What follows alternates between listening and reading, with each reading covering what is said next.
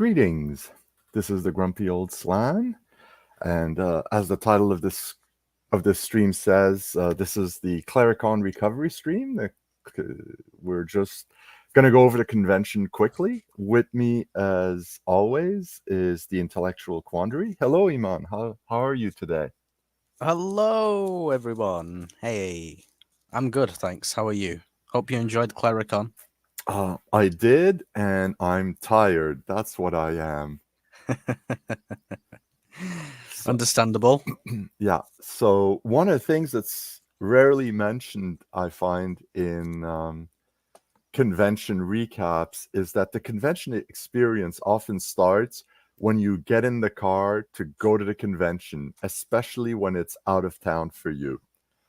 So Friday morning at around 6:30, I left home, went to pick up Bear, the Gen X GM, Aye. and at his place, and then we hit the road to go to Toronto. And as we were approaching Toronto, we saw this lovely sign that said Toronto 51 kilometers, and that's when traffic started. Yep. And unfortunately for us, Glen Williams, where CleriCon takes place, is west of Toronto, so we have to go through Toronto to get there. So we actually, I think it took about 2 hours to cross Toronto from that sign to the convention. Okay. Toronto traffic is just brutal. There's just doesn't seem to be any way around it that's reasonable, which is too bad. Anyway, we got to the convention, set a few things up. Actually, I'm going to show you the entrance. Actually, that's the entrance to the keep. And the hall. This leads to the hall. And actually, what I'm showing you are photos of the keep that the dungeon minister built for the convention. This is a huge thing. What you can see here on the left, you can see a sheet of regular paper. Oh, right. Yeah. That thing is like 3.5 feet by 4 feet or something like that. It's huge. That's pretty impressive. Yeah. He's got a whole bunch of videos where he shows how he built it and everything. It can all be dismantled and stored and everything. But this is Saint Beckney. So if you watch the Dungeon Minister, you might be familiar with... That's Saint Beckney. Yeah, that's Saint Beckney. All right, okay. Yeah. Apparently, it's from one of those giant chess sets. He's got this on the table next to him when he streams. And you see, text appears as to what Saint Beckney comes up with or what that little gargoyle says and so on. Hey, Cody. Greetings, Cody. Yeah, you're not the only one who was at a convention this past weekend, though we weren't at the same one, unfortunately. Things go that way. What other convention was there? Cody, I saw his video earlier today. He was at a comic convention. I forgot the name of it now, but he picked up quite a nice bit of loot there. He's got a video about it, so I invite people to check that out. So yeah, you can see part of the room with the gaming tables, and there's some curtains hanging. Those were actually there to help prevent the echo because last year was very echoey, and we had more people there this year. And that was quite helpful, actually. Okay, yeah, makes sense.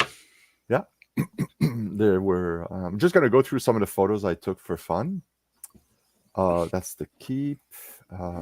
There was what's called Fleetwood's Cabinet of Curiosities, which is just like a rummage sale or a garage sale. So that's some of the stuff that was on display there. Cool. There were boxes of books underneath the table. Some board games, role-playing games. You don't see it here, but to the left there was this big box full of books, RPG books. There was a whole bunch. There was a couple of Fiend folios, a bunch of AD&D stuff, some other old school games. There's a DCC book I remember. You can see there's a couple of video games. Poking out here in light gray, there was a Nintendo station somebody was selling, Oh, and there were really? plenty of figurines. You don't see it, but the box with the red cloth lining, that was half full of Raul Parta figurines. People could rifle through them and get what they wanted and stuff. So It's pretty cool. I help out the con by running this. So I did it last year, did it this year. Well, Cody, next year I am Yeah. hopefully going to be there as well. So next Yeah. year would be a good time. Yeah, that'd be lovely to have you see each other in person. Hopefully we can get some more of the UK contingent there as well. Like, we need Saxius there. Oh, it would be so nice to have him there. We get to see if he's just as evil in real life. Yeah. But, you know, this is something I've done for other conventions. Like, I help out the people who organize it. So when the Dungeon Minister last year was talking about a convention and maybe doing something like that, I told him, well, you know, I have some experience doing this, so I can help out. And it's really you said not that much it's all work. taking place in a church. Yeah, this is in a church hall. So Okay. behind the church is a small building, and they have this large room. And greetings, Dungeon, Hey, Dungeon Minister. Yeah, the other British invasion. After the musical one, there'll be the gaming one.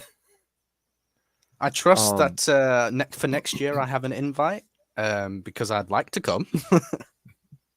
Oh, you'll be welcome for sure. Yeah, but I have to ask permission. I can't just come. I mean, come on, I have to be British about things. Yeah. May we invade you next year? Yeah. So he let me volunteer and help out with this. And I have to say, it sounds like a lot of work. I mean, setting up is a bit of work because you got to make sure to keep track of everything. And this is all stuff from different people that they all brought their stuff. So the setting up takes a bit You of work, actually but can then just come. I'm invited nonetheless. Yes, yeah, I can come excellent. and I have an invite. Yeah. So it's actually minimal amount of works, and most people know I run it. So if they want something and I'm not sitting at the table, they can just come and get me. There's also a couple of vendors, and one of them was a game creator. He created this game called, it's not the only game, but it's the one that they were featuring this year. It's called Synoda, which is a strategy game. Okay. Has well, this is what the game board looks like. And you don't roll the dice except to determine at the very start to determine who starts. Oh, it could be played Dungeon with Minister, give you a big compliment. Thank you, Dungeon Minister. Well, you still let me volunteer, you know. I've seen some groups sometimes turn away volunteers. I don't know why, because there's always stuff you can do with, you know, have them do that will make your life easier. Trust issues, probably. Yeah. At least Dungeon Minister knows he can trust you. I don't know why he knows it, but I know he has access to some very powerful people, at least one very powerful person. So maybe he's got Does that count more as a person? inside info on our characters that most people don't. Does that count as a person? I think that's a bit more than a person. Well, I said very highly placed, so... Hey, do you know what? I don't know if hopefully I'll have run a game by that point within the next 12 months. But if I run the scenario for you guys and it goes well, then maybe I could run that at CleriCon. Yeah. But I think now that CleriCon's over, a lot of us that were busy on ramping up for this, like, I know I was busy. I had to set up my adventure, create the characters and all that, which is less than what other people did. But we'll now have maybe a bit more free time, or at least mental space, to start pushing you a bit more to run that Call of Cthulhu game we've discussed in the past. Yes. You know? But I think you still have a bit of prep work to do on it. I will make you all stuff it. I mean, have a good time, of course. Yeah. So, but getting back to this game, could be played with 2, 3, 4, or 6 people. And what it is when Why it's your not turn, 5? it has to do with symmetry. Okay, fair. Sorry. So what happens is when it's your turn, you have these 4-sided die. They all start with the one that's facing up. And if it's my move, I can do one of 2 things. I can turn the die so that the number goes up or down by 1. Okay. Or I can move crossing these white lines, like in the pattern, into another triangle. But I have to move by exactly the number that is upright. Like all of these currently can only move 1 away. And the goal is to capture the pieces of the other players. And then if you've seen the upper left-hand side, there's a circle with some triangles on it. And I put the captured pieces on here, so I can't capture more than 6. But if somebody captures all 6, that ends the game. If they fill up their circle. And what happens is your score is based on the number that's upright. So as the number is higher, I can go further, but I'm also more valuable as a catch. So there's this whole. I haven't figured out all the strategies, but last year they were like showing it off. It wasn't quite ready, if I recall. The people from BS Games will probably let me know. But anyway, this year they were selling it. I had so much fun playing it last year and this year that I bought a game. It's just a lot of fun. Oh, nice. Okay. Great strategy game and a different one. Like you have to think. It's a game like chess or it even sounds checkers. kind of like chess or Ludo mixed together. Yeah, a little bit. But it's really different. It's got the lovely strategy aspect, but it's simple enough that in a few minutes you can learn how to play it. It doesn't have the complexity of chess or of Go in terms of the rule set, but in terms of play, there's quite a lot of strategizing. Oh, is that what you guys call it over there? What? Go. Go is the Chinese/Japanese/Korean game with the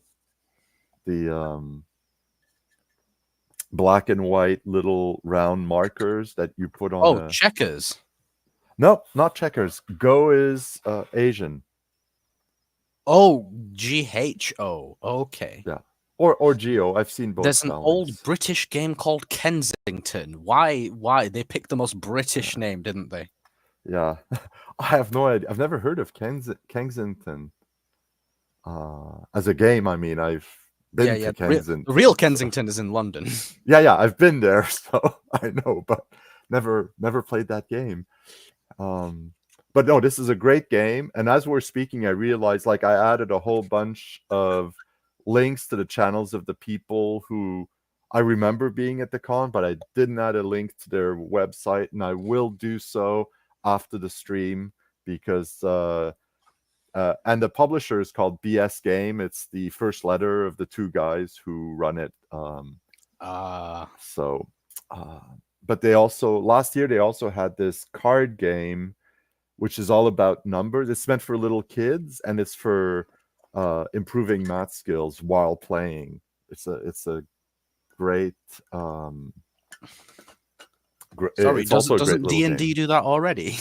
Yeah, in a different way. This is really aimed at a much younger crowd. I think it's 1st through 3rd graders type. Oh, right. Okay, actually young. Okay. Yes. Well, those folks can play D&D too, as the dungeon minister can tell you, because his youngest were around that age. I think his youngest was 5 or 6 when they started playing together as a family. So yeah, that's too old. Should have started earlier. No, I'm joking.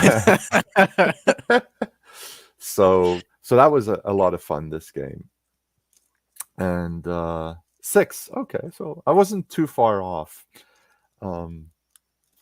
This is the Wall of Heroes, also known as all the characters who died in a game, and you write down. Shouldn't that be like the Wall of Shame? No. So right here you can see. No, that's not it. Though it looked like Wall it. of Fame for heroes who survived. Wall of Oh Shame yeah, for the ones who here. didn't. Killed by Griffin swooping down on him. That was my character in Bandit's Keep game of of Chainmail. So Bandit's Nice. Keep runs a game of Chainmail. Greetings, Off Grid Gaming. Hey, Off Grid Gaming. Why, thank you. I'm glad you had fun because that was. I'm not even going in chronological order here for anything, which I maybe should have.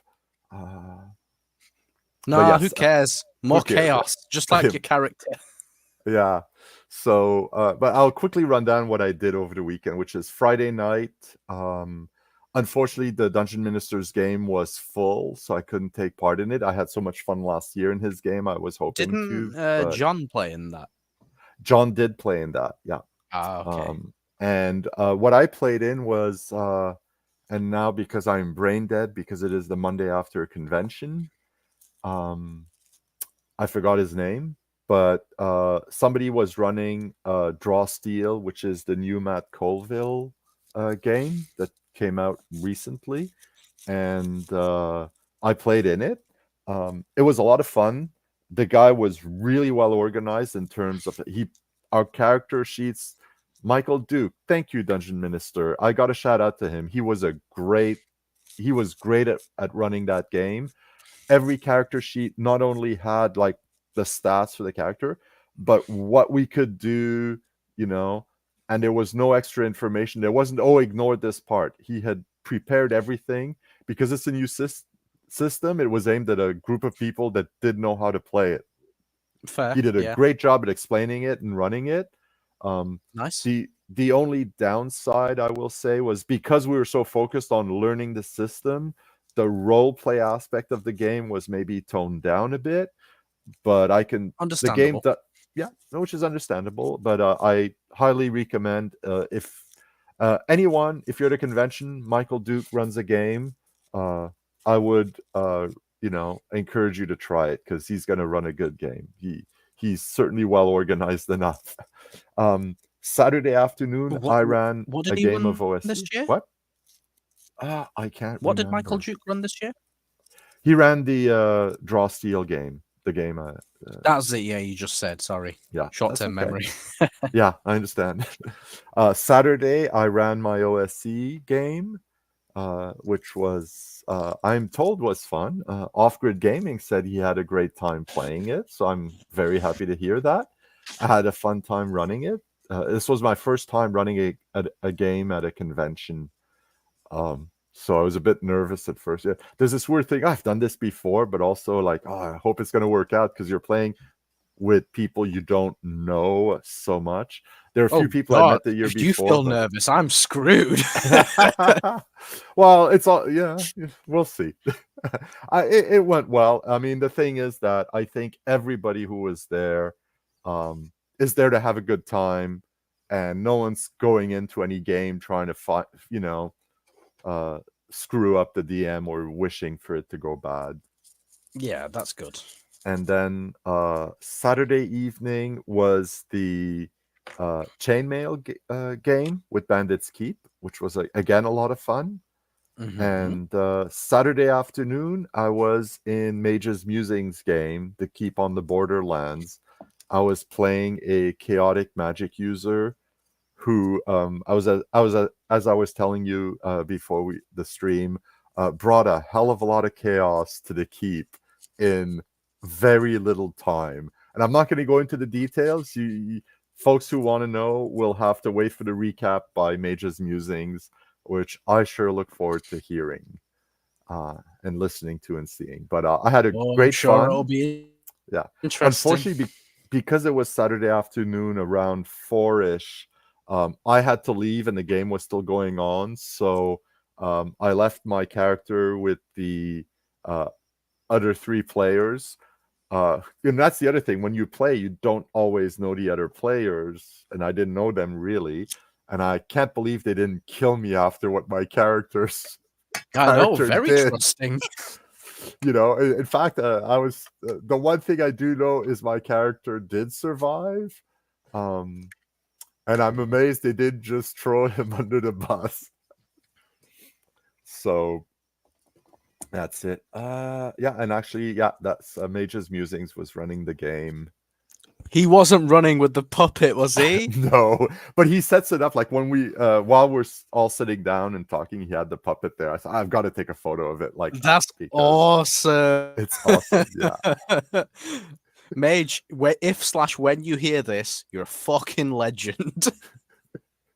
Yeah, no, he is a legend. It's just that is awesome, mate. That is fucking awesome. Yeah, I was actually at the start, like the way things were going, I was like, I could see that character becoming a permanent feature. I will just say at the gates of the keep. Why, you'll have to wait to find out. But yeah, he might. Now, one of the things that Mage's Musing does do is that if your character survives this session, he will keep it, and you can next year you can use him, and he'll be one level higher. So I was a 3rd level magic user. I could become, next year maybe I can play a 4th level magic user if I can get in the session, and if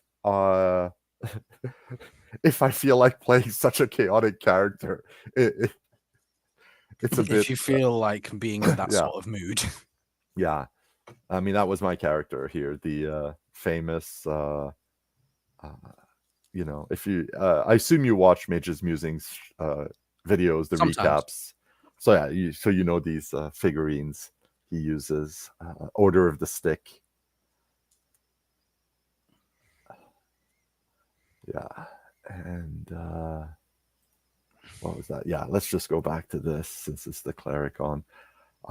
Yeah, so that was a quick recap. We left around 4, and actually one of the great things about where the convention is one of the ways to get there is to drive down Old School Road. So we took Old School Road to leave, and then we take the Old School Road, we take the 10 highway south, which gets the 401, which is the highway that will lead all the way up to across Ontario, and then it changes numbers because different province, they have to number highways differently. It becomes the 20, and then we head to Montreal. So we hit traffic, and about 5 kilometers after, we saw a sign that said Toronto 46 kilometers. So again, 51 kilometers out, we hit traffic on a Sunday early, late afternoon, early evening. I think by the time we got out, got in the car and drove off, it was about 4:30. Once we'd crossed Toronto, which took a solid 2 hours, we stopped for food because it was supper time. Then with a couple of stops to add gas, petrol in the car, and to also stretch our legs because it's needed. It's a long drive. Yeah, you need it. Yeah. Oh, I believe I dropped Bear off something like 1:45. Wow. And about 20 minutes, half an hour later, I was home. And then I missed the Dungeon Minister actually streamed Sunday night, and I missed it by maybe half an hour. Oh, that's a shame. I watched it this morning, so so that was. You and Bear live pretty close to each other then. Yeah, well, yeah. It takes a half hour or so by car if there's no traffic. If there is, it could easily take an hour or more. And it's I have to go up this. Bear live closer to each other in that big country than me and John do in this tiny little island. Fair enough. Fair enough. And you guys have normally, like, you guys think a 6-hour drive is like a normal commute, whereas that's like all the way across our country. Yeah, no, we do live fairly close to each other. I mean, if for some reason I was to go over to Bear's place just for a visit like that, I would actually take the metro and a bus, because the highway I have to drive on is called the DeCarry Expressway, and it's a freaking nightmare. Yeah, fair enough. that place is has a reputation in Montreal for being awful to drive. It's actually in a trench. You're driving, you have these two real, and when there's a really, really, really heavy rainfall, it fills up with water. The water can't clear forget out. that. Yeah, exactly. It happens every few years. You see these photos of it, and there's like, you see roofs of cars, but you don't see the rest of the car. What the fuck? I know. It's a stupid thing. It's there's an I cross that highway every day on my way to work, but it's an overpass. I see it from above, if you will, and I'm glad I don't have to go along it and just perpendicular to it.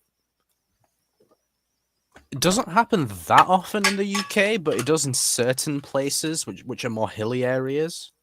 Well, I'll tell you that the last time I was in the UK, I was walking Hadrian's Wall, and that was 5 years ago. And the rainfalls were heavy enough that they actually said, okay, no, we're shutting down the path. You're not allowed to go for safety reasons. Mm-hmm. And when I was in Carlisle, yeah, there is occasional rain in the UK, Dungeon Minister. But when I was in Carlisle, I was walking around, and there was this one park, and I'm walking around, and I was ankle deep in water. And this is a large park, and because the river had risen enough to overflow into the park. Forgot the name of the river there. Just every now and then, Dungeon Minister. Not often at all. Yeah. There's a great story, I forgot who wrote it, about this American who inherited from some long lost uncle, like a house somewhere in the British Isles. It might have been it is in Ireland. Sorry, it's in Ireland. And he goes there, and he captures a what are they called? The guys at the end who have the pot of gold at the end of the rainbow. Leprechaun. He catches a leprechaun, and because he's captured it, he's forcing it to bring him gold. And he always it's told like in the form of a diary, and every day goes, it's pouring rain, it's raining today, I don't want to go down to the village, I'll wait till tomorrow. Meanwhile, he's doing getting the leprechaun to bring him gold. And then the police catch him because he's got all this stolen gold. And one of the locals says, I know he's lying because he said it was raining all week, and at most we had some heavy dew. So, clearly he's guilty of having stolen the gold. Dungeon Minister made a comment there. Yeah. I was going to say that's the experience of a lot of tourists, first-time tourists in the UK. That happened to me too the first time I was in the UK. We actually had, and it was in the middle of winter, and of the 7 days I was there, it didn't rain for the first 5. Which I'm told in December is unusual. December is strange because it can rain, but it's like it tends to just be really chilly, and then it doesn't really rain, it just snows or hails. Yeah. You know what that tells me, by the way, Dungeon Minister? It tells me if you'd have bought the umbrella when you got there, it wouldn't have been raining at all. Because that's how that works. Yeah, I think he underestimates his connections. But yeah. Well, it's good to have that umbrella, Dungeon Minister. I like how you call it a brolly as well. Yeah. Nice one. Yeah. Clearly he's still using it because we had... there was a little bit of light rain, but really nothing to, really worth mentioning, at least as far as driving or walking around was concerned. So I bought it on my first full day. Oh, so the 2 weeks of rain was before you arrived. I see. Yeah. But yeah, we had overall fairly nice weather. Chill, but pleasant. So when you guys visited the British Isles, when you visited England, did you constantly get asked about your accent and where you were from? No. I did have the first time though. I was having a bit of. There was like not a food stall. It was like a farmer's stand, and I was a bit hungry, so I thought, I'll grab a couple of apples, and that'll tie me over till mealtime. But I was a bit slow in figuring out, whatever. I needed to give him 50p, and I was trying to figure out where's the 50p. I know I have enough change; I can give it to him exactly. And he made some comment about me being American, and I just went, "Hey, I'm Canadian." And, oh, sorry. Like I'm, I don't care. He was right in saying I was slow, but don't say I'm American if I'm Canadian. Yeah, it's no, kind of funny. that's the thing that causes offense. Yeah, exactly. I was slow. He was. I was trying to hurry up, but it was like, you're not used to the currency. It's always a little bit, especially. Oh yeah, no, I know exactly what you mean. Especially coins. And the UK coins have this notes aren't too bad, but coins, it's just a bit to faff about with, isn't it? Yeah, but like the modern notes in the UK, and I can't remember because that first time was in '89. But the notes now, at least, the size ranking matches their value. Like the smallest bill is a $5, and then next will be a 10 and a 20, and whereas with coins, it's like, well, this coin is like 3 times the size of this other one, but it's worth a tenth of it or whatever, which makes it a bit hard to track. Yeah, don't even get me started on that.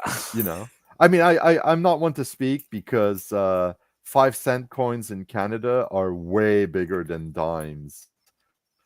Nickels are like so much bigger than dimes. Dungeon Minister's right, though. The coin weights that we have in this country are standardized. Yes. Well, it's standardized everywhere, but they're heavier than the ones we have. We use different metals. The place I know with the lightest coins is the 1 yen piece in Japan. It's made out of aluminum. You don't even know it. If you can have a bag full of them, you don't notice it. See you, Off Grid Gamer. Thanks for dropping Later, by. Off Grid Gaming. And hope to see you on the Old Geeks Discord to play games. Yeah, so so different countries use different metals to produce their coins. I can't remember if it was. I think it was America, but I had something a while back saying like their nickel was actually worth more than a nickel for what it costs to make it. Well, Canada has stopped making pennies. There are no more pennies, and well, there's probably still some in people's, couches and whatever. But if you have pennies now, you have to go to a bank to get rid of them. Okay. The stores won't take them, and the reason was they were made out of a copper alloy, and they cost about $0.015 to make. For quite some time. Okay, yeah. So it's not. So it's not just the metal; it's also the whole process, right? They have to be stamped. You know what a coin looks like. It has to be stamped on both sides, cut it the right size, and minted. Minted. So apparently the cost was $0.015 per penny, and you're making hundreds of thousands of these things, if not millions. I don't know exactly the amounts, but they decide, okay, we're not making these from now on. If it's I think if it's one, like, you have to round up or down depending on what the if you pay cash, they have to round to the nearest nickel, and that's the change you're going to get.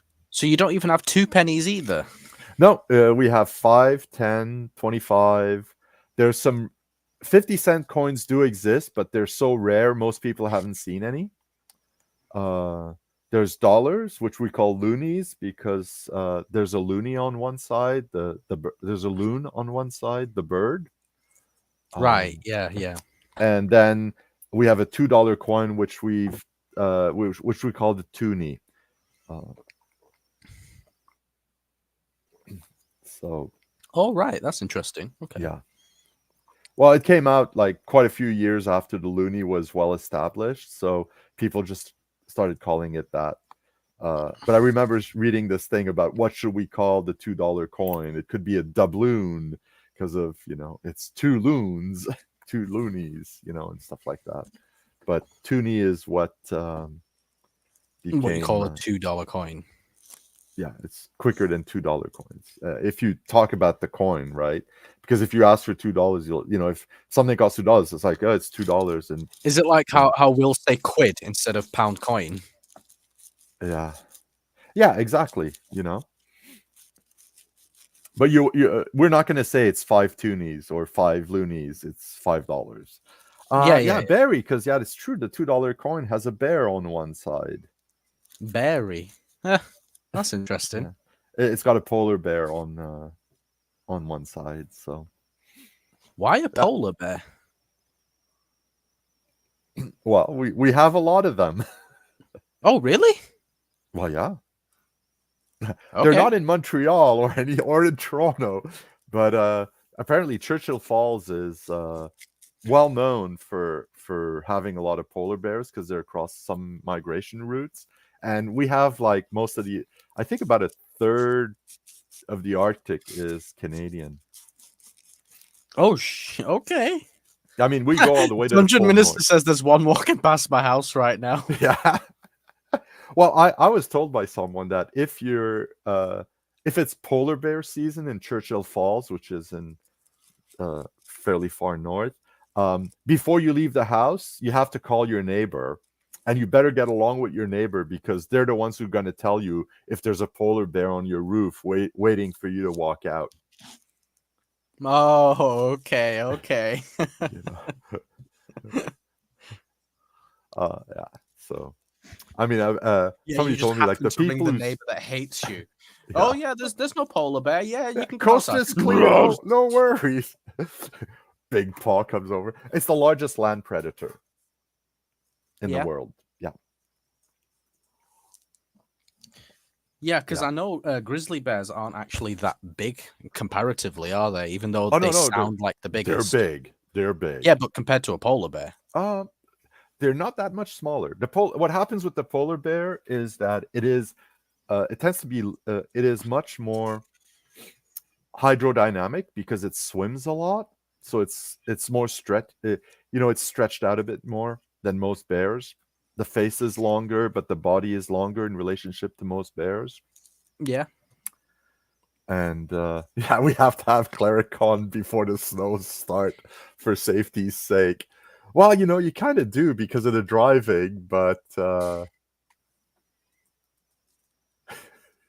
otherwise it's Bear the Gen X GM versus a polar bear. Bear fight! Yeah.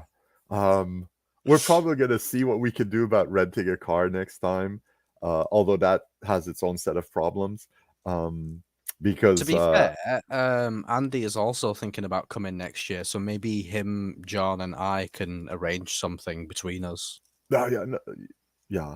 I mean, the thing is, we could totally rent a car. The set of problems is that very few rental places open like at 6 a.m, and I'd have to make my way to the rental place.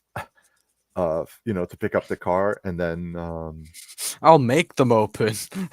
Yeah. Open up or we'll evade you again. Yeah, we could probably get there on Via Rail. I think Dungeon Mister, the problem is once we're there, maybe we want to get to as close as we can to Georgetown or Glen Williams on Via is the company that runs the trains. Oh, okay.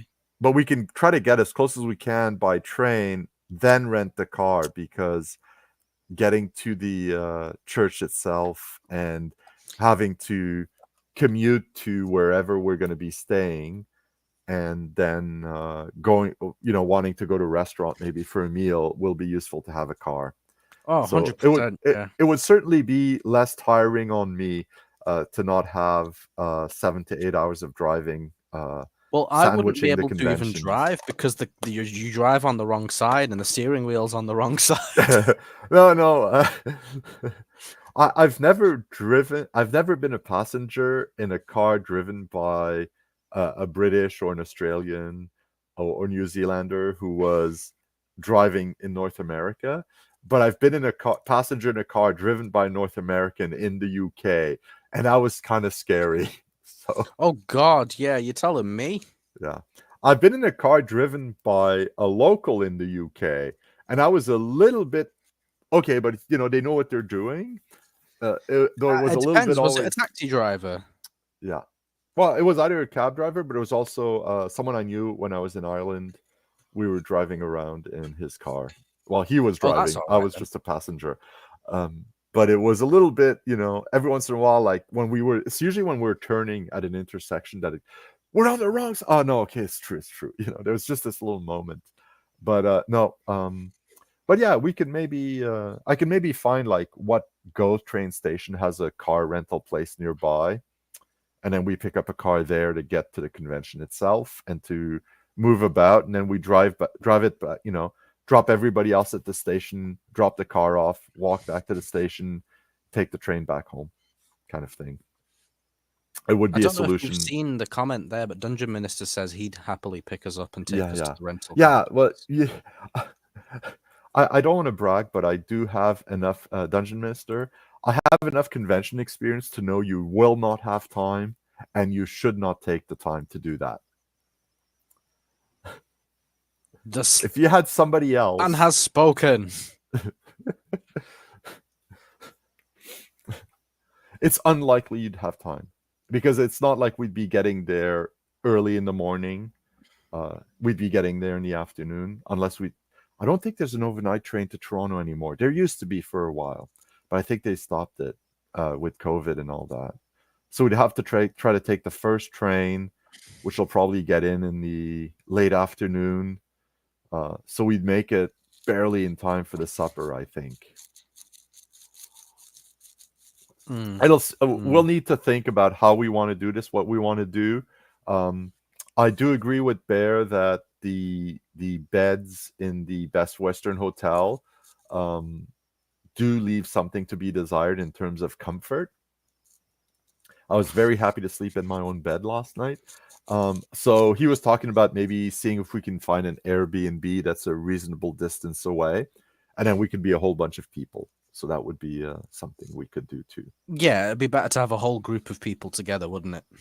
Yeah, and also if you're in an Airbnb, presumably there's a kitchen. We can make our breakfast. We can, and then we could be like, sleep? What's that? You mean gaming all night? Yeah, that too. Also, we can have a beer. Well, those of us who drink beer can have a beer together. I mean, yeah, and not have to worry about driving. That's fine. No, I know it's fine. I know you're fine with it, but but it's just because if we were to go out with a pub in a car, you'd have to be the designated driver, and that would be scary. Oh God, could you imagine? Guys, I'm on the wrong side. Let me just move over. with a bunch of drunk gamers. Oh yeah, that's sure to go well. To be fair, now that you mention it, that's actually a good point, because I don't drink, so at least we know we'll always have one person who can drive. Yeah, or who could act responsibly if things start going. Or who could just even read things, probably. Yeah. No. Yeah. We'll see. We haven't. This is just something we were talking about on the drive back. We're not in any rush. And then and after we left, it was a long drive. It was a lot of fun. Bear has a great playlist on his phone, and he had an external speaker for it. So nice. He DJ'd for me on the way. Was he playing any heroic music? Or oh yeah, we listened to heroic music mostly on the way to the con. We did listen to it a little bit on the way home, but then we listened to music written by people going over a whole bunch of stuff and singing along, because it's a great way to stay awake. So we were singing along to a whole bunch of different songs. It was a lot of fun. Got me to listen. Oh, I know that feeling. Yeah, because when I went to the UK Games Expo earlier this year, I didn't sleep at all, because it was like 6 a.m. and I needed to set off. And I was like, if I go to sleep now, I'm never gonna get there. I'm just gonna miss the entire day. Yeah. So I went and I kept myself awake with caffeine and nicotine and songs. Yep. Yeah. There's back in the 90s, I saw some people with a button that used to say "sleep, an inadequate substitute for sugar and caffeine." Ah, that must be why my sleep is so screwed. Yeah. Too much sugar and caffeine. Mm-hmm. But I mean, you do want to get at least a good 5-6 hours of sleep, at least. I will say my first night, I didn't sleep very well at all. I spent about 2.5 hours sort of sitting up in bed, nodding off, but not able to sleep, which was not fun. But Oh, I got a better night's sleep the second night, so that was good. So yeah, it's no, you want to get a, you know, like I said, 6 hours of sleep is a good idea. If you can go to 8, even better. And you want to eat some good meals, because that'll give you the energy you need. Yeah. Party house, except it's a bunch of old guys, so limited partying. Indeed.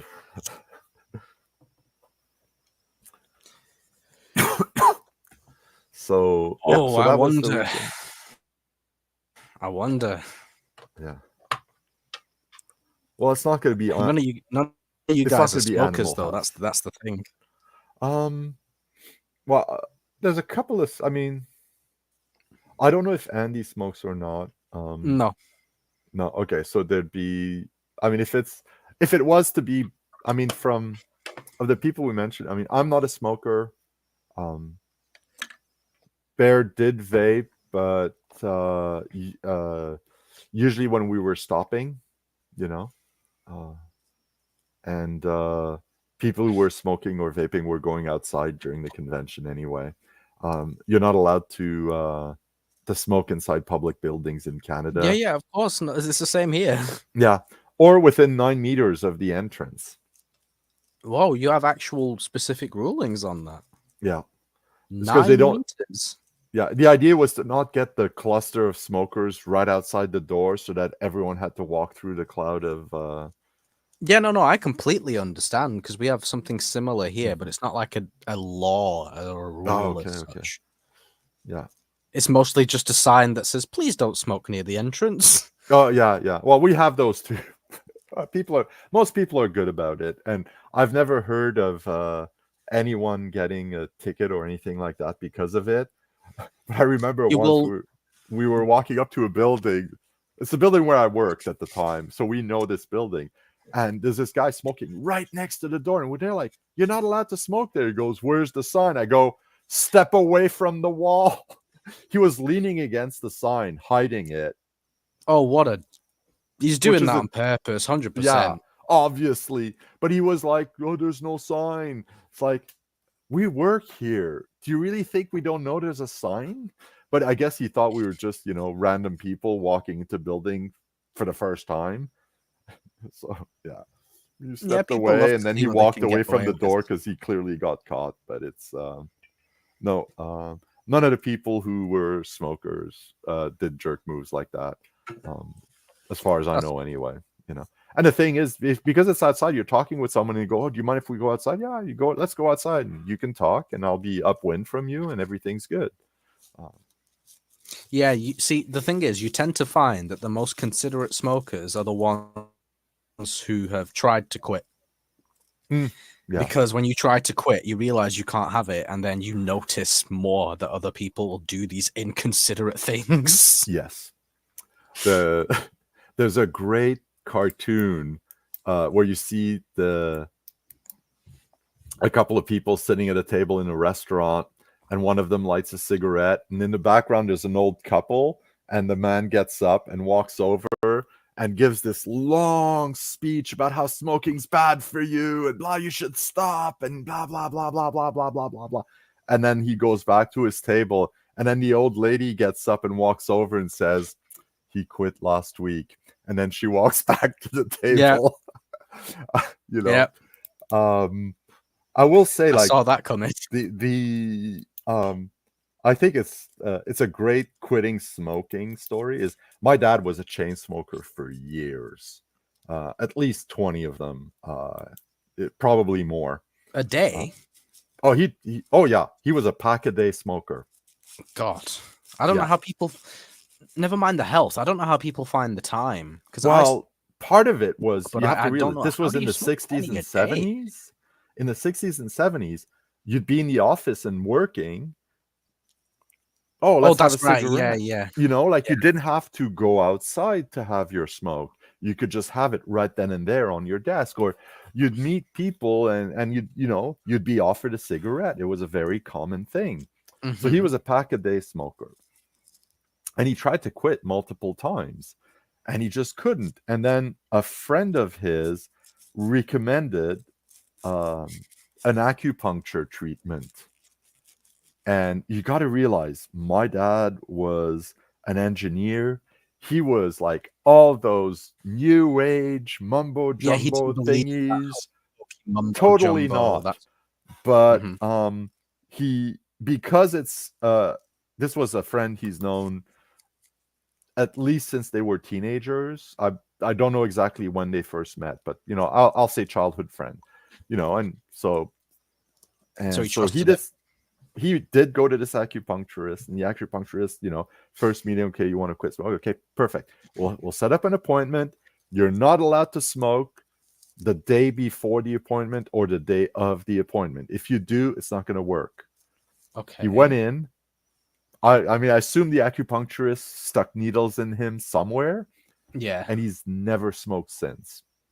Oh, And really? Wow. yeah, I still can't believe it to this day. And it's been like close to 40 years, But for the rest of his life, he never once smoked a cigarette. This is the thing with this kind of stuff, though. I'm not saying it doesn't work, but there's no real indication of how much is psychology and how much is reality. I don't know either. But the fact my dad was not someone who was inclined to believe in these kinds of things, I don't know. I'm sure some of it has to do with the psychology and stuff, but it might just facilitate some, the and my feeling is it actually worked on reducing the urge to smoke that people who are really addicted to tobacco have, because Mhm. it is a physically addictive. You I don't think need it's to not tell me physically; it's twice, mate. psychologically addictive. Sorry, Oh I think no, it nicotine is very much physically addictive. is I it. can Okay, tell you. I can tell you that. Yeah.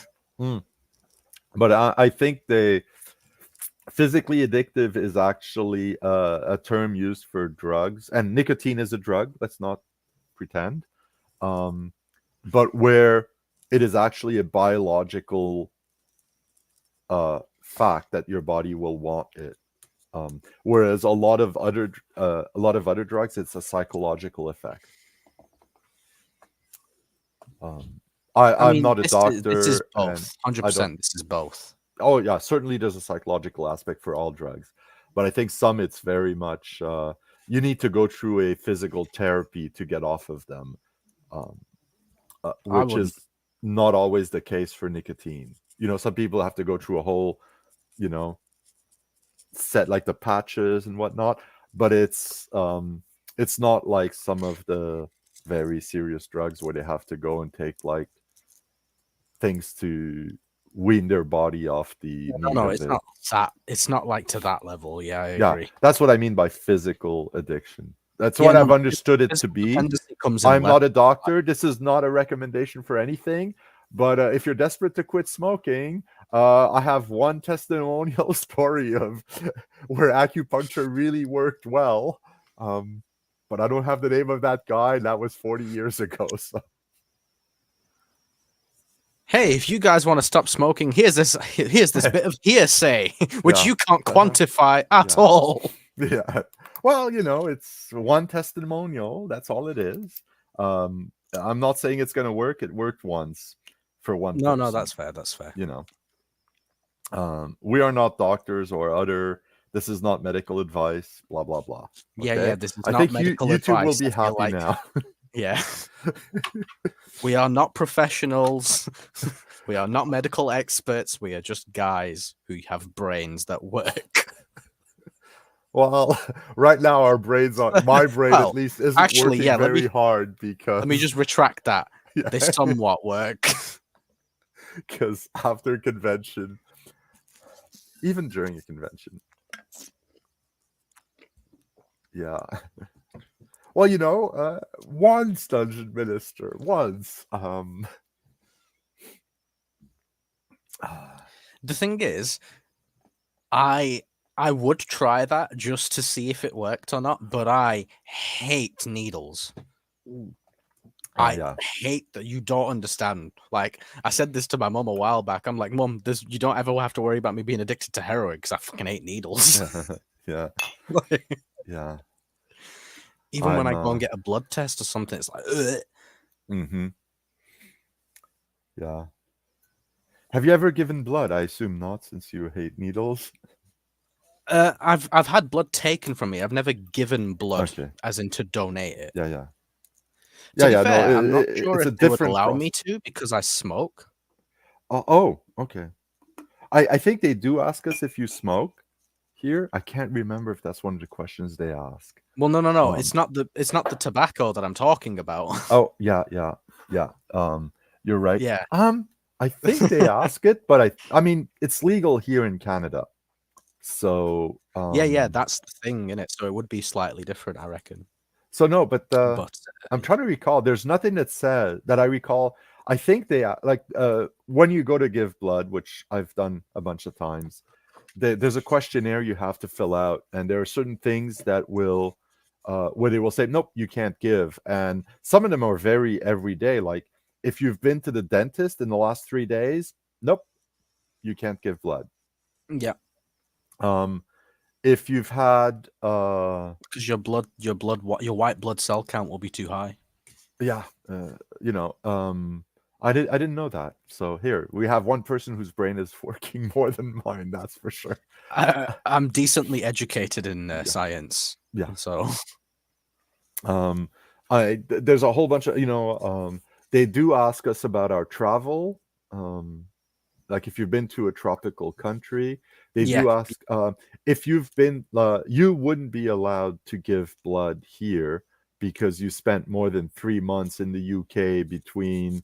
I forget what dates they give, but it all has to do with the whole mad cow disease thing. All right, that's still a thing. Yeah, well, if you spend I have some friends who they live in Montreal, but they're from the UK, and she likes the idea of giving blood, and she tries to do it when she can, but she's not allowed to do it either here or in the US because she lived in the UK all the way up to the early 2000s, and she goes, and I was vegetarian.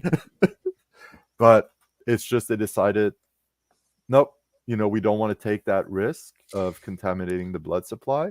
So whenever she visits family in the UK, if she has if she sees a blood donor drive happening and she has the time, she will go and give blood there. Okay, because the UK are less funny about it. Well, it's the UK doesn't have a choice, right? Because then almost no one would be allowed to give blood.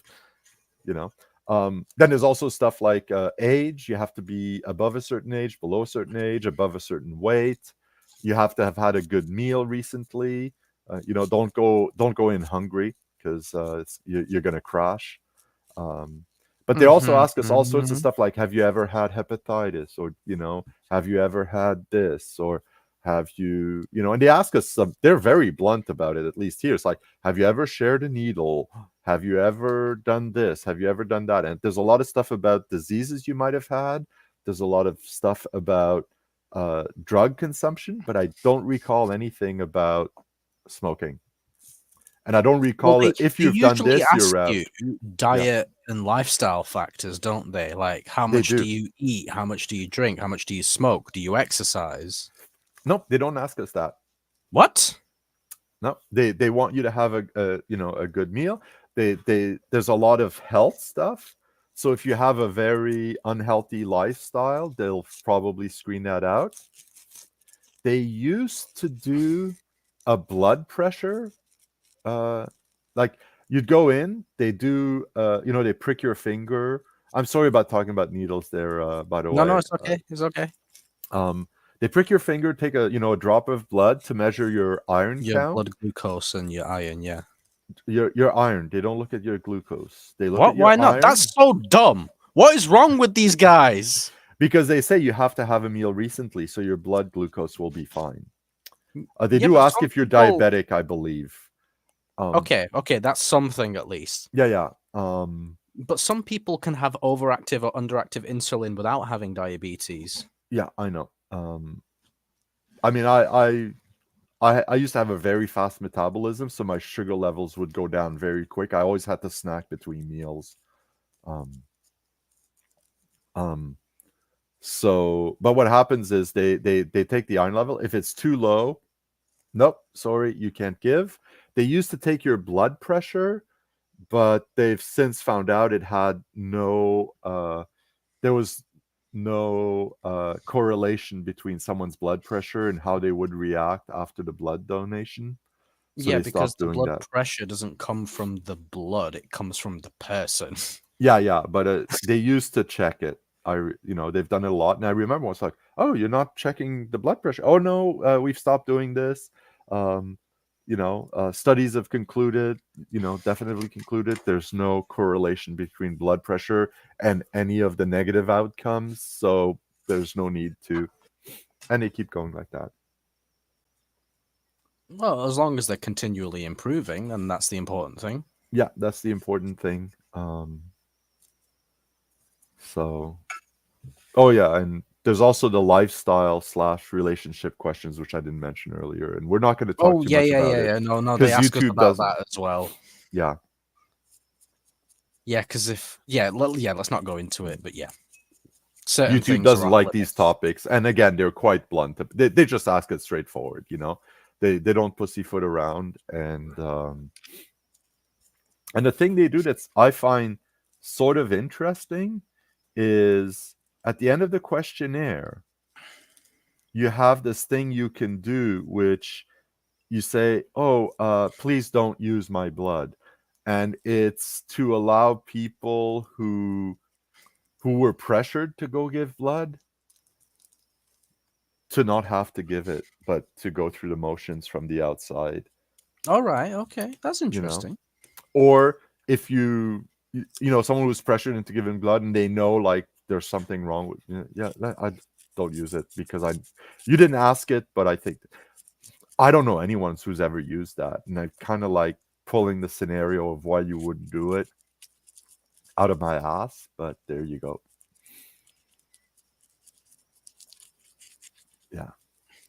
Yeah, so we went from gaming con to bloody discussions. Yeah.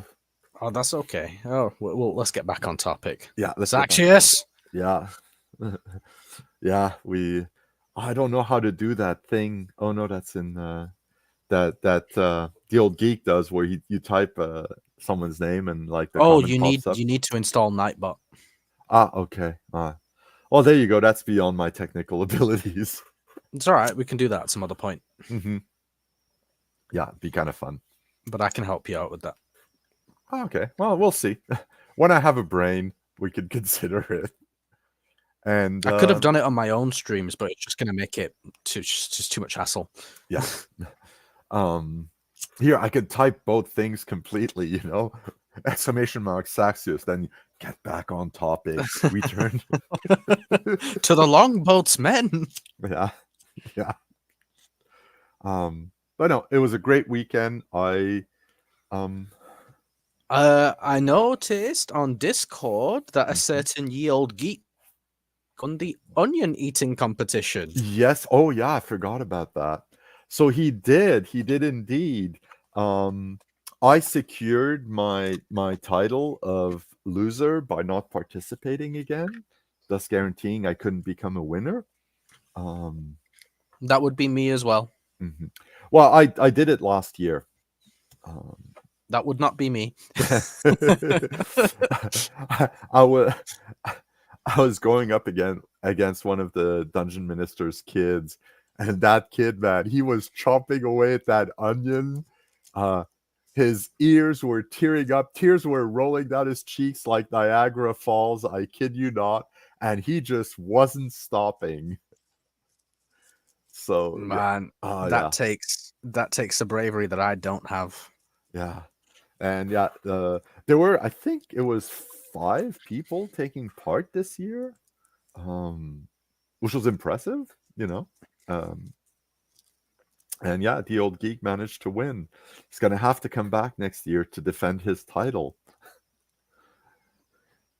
And luckily for everyone else, like the part of the trophy is like a bunch of Brett mints. So oh good, because I was joking to my mum and I was saying to her I wouldn't want to be near him after that. yeah, well, he ran his Call of Cthulhu game afterwards, which I understand was a great success. I'll say people have fun, but I'll keep the fun in quotes.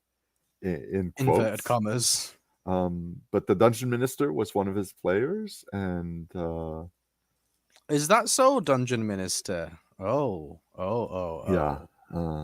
He said that I did watch this morning while I was sort of just chilling. I was listening to some of the Dungeon Minister's streams that he did during the convention, and he did mention how people asked him what the old geek was like and what Bear was like and stuff like that, and he says, yeah, the old geek is really nice, chill, blah blah blah. And then we did his game, and it started off, you were putzing around trying to fix a car, and then things start to get scary, and he was terrifying.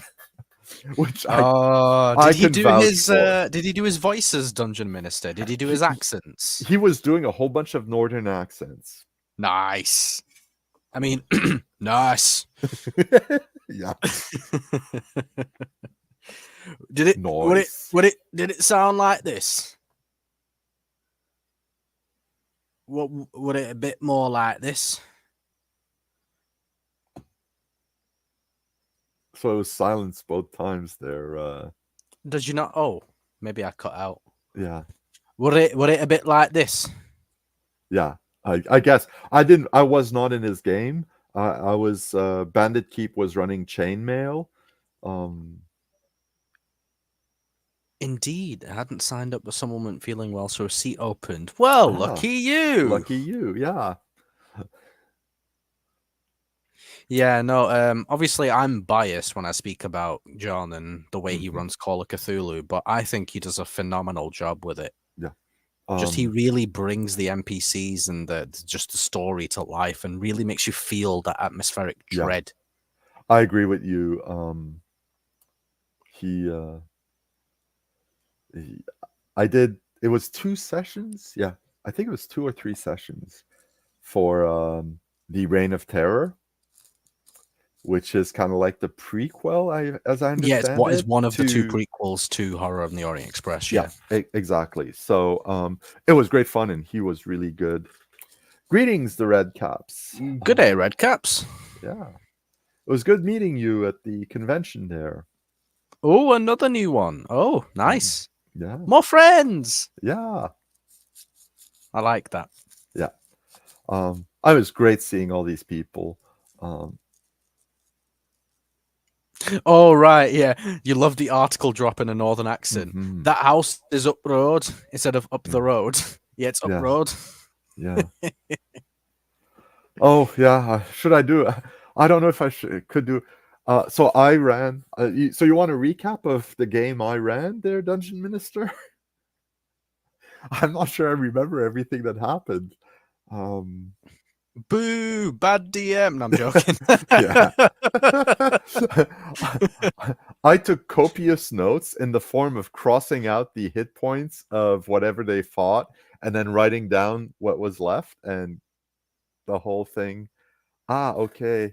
Redcaps, not recaps. Oh, good. He must have just had an autocorrect moment. Yeah. Yeah, it's that northern accent thing. You dropped the D. Redcaps. Redcaps. Them bloody Redcaps. But yeah, I ran the adventure I ran is called the Spring of the Gods. A spring like a water spring. Yeah. That's where river flows from. Yeah. And basically the PCs just imagine Zeus on a pogo stick. Yeah. And he The PCs are basically shipwrecked on a beach near a village that's under a curse, and basically the villagers are have been cursed for a long time now with weakness. They're not very strong and don't have a, so in game terms, in OSC game terms, they have very low strength and very low constitution.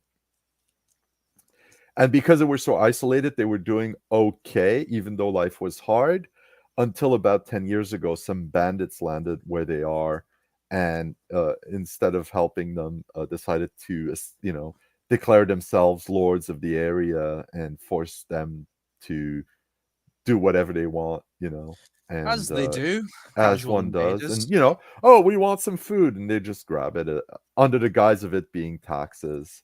And Saxius wouldn't be having any of that. Yeah. And then there is, however, a way to lift the curse, which is to travel up to the spring of the river that flows near the village. Yeah. In the game I ran, I had something happen that I've never seen before. I had a player discover a hidden door and open it with their tongue. Yeah, it turned into that game. What? Oh, was it a goblin? Redcaps, I need to know. Was it a goblin, that PC? Trying to establish ownership of said door. Oh no, don't get started on this again. No. John mentions it enough. Just you wait till midweek geek. Yeah. But to get back to my game, so they decided, so basically PCs, their first choice will be, do we try to attack the Lord and his men right away, or do we try to lift the curse and have the villagers help us?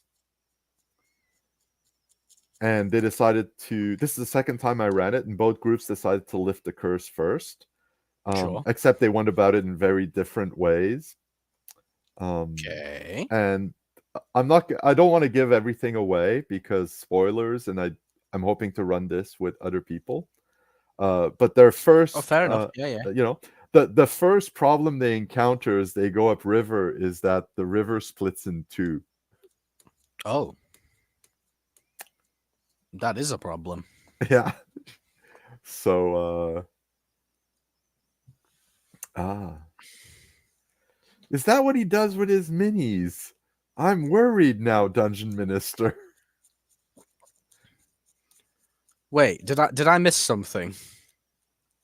Oh no, it's in the chat. Wasn't that PML is Paint Minis live? Tasting everything. Oh, right. Okay, yeah, sorry, I didn't He has get a quirk of was. must taste everything and began licking everything, which the other players decided to support, and also started licking. Oh God. Did any of them have to save versus poison at any time? Because I sure would have made them do that. I forgot to mention Paint Minis Live was there, and he set up a table with his computer and everything, like live streaming his minis, painting his minis like he does on his regular streams, but from the convention. Wow, that's crazy. He went to the convention to just do the same thing. Yeah, but he also interviewed folks, and yeah. And he also made an announcement of the, I should mention that. I should actually include that link too. The Paint Minis Live store, if you will. Like, you can buy stuff, but you can sign up to be an affiliate. And it was just his way of bringing the community together, to have a place where you can encourage, products that you like, and stuff like that. So, hey, Coco. Greetings, Coco. Hopefully next year I'll be there too, mate. Yeah, hopefully next year the dates will line up for you. It would be great to meet up in person. See the Redcaps comment, Slan. Lol, Save versus Poison was how the game actually ended. I put 4 out of the 5 on the wall of woe. Heroes due to it. Oh, lovely. What happened to my suggestion? I said Wall of Fame for the heroes that survive and Wall of Shame for the ones that don't. Yeah. Actually, what I forgot to show on, let me find the image. On the Wall of Shame. I forgot to mention. Is it after? Yeah. If I zoom in, this here is from the Quiet Year, which is a narrative game that Tales of the Manticore ran. He ran it last year too, and I couldn't take part this year because it was the same time as my game. And I will probably request of the Dungeon Minister. I have a game I'm hoping to run next year. I've already got an idea for it, but I'm going to ask, please don't schedule me against the Quiet Year if they're running it again. But yeah, this was the Quiet Year, and we can. Yeah. So there we go. Nice. Yeah.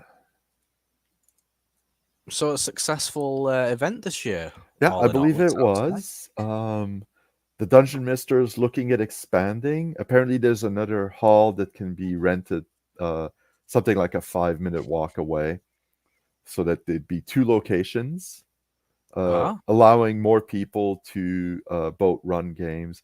Greetings, Bear. Bear, how's it going, mate? I missed your stream this morning. I'm sorry, though I did give it a listen afterwards. You clearly had more energy than me this morning. Do you have space for Bear to join us if he wants to? Oh yeah, absolutely. Actually, I can just where's the invite? Let me just copy. The link is in the chat.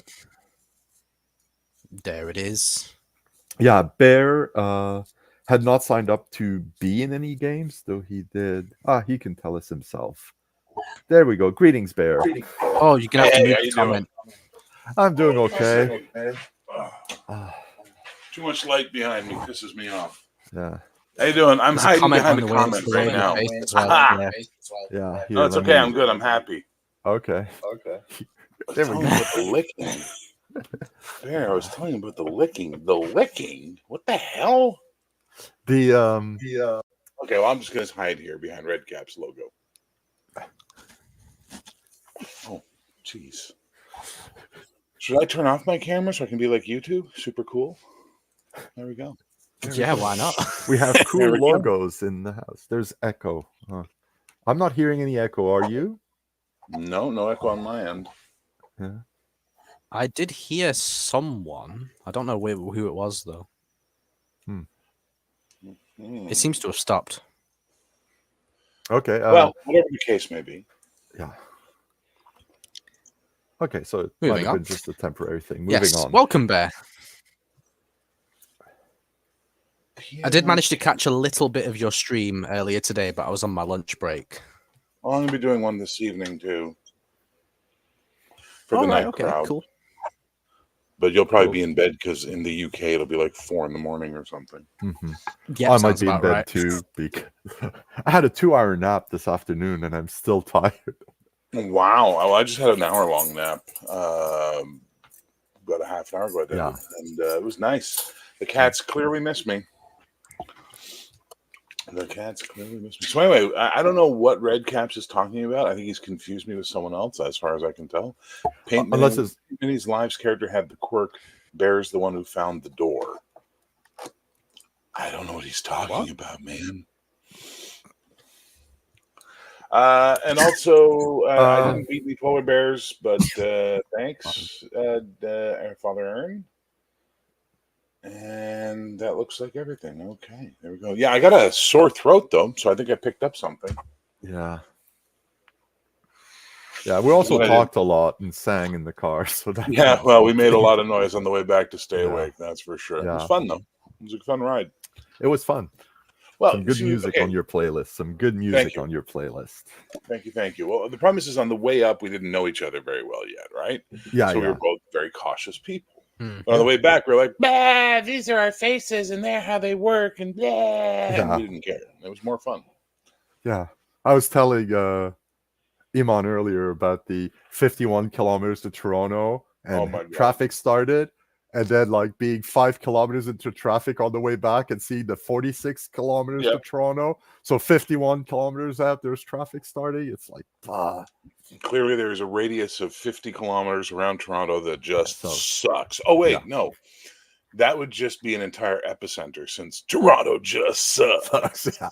So earlier, we were talking about the idea of how to avoid driving through. And if we were to take via rail to Toronto, or as far as we can get, as close as we can to Georgetown, and then we find a place near wherever we stop with the train to rent a car, we'd have a car for the weekend, but we wouldn't have to do this nightmare crossing Toronto in a car for 2 hours.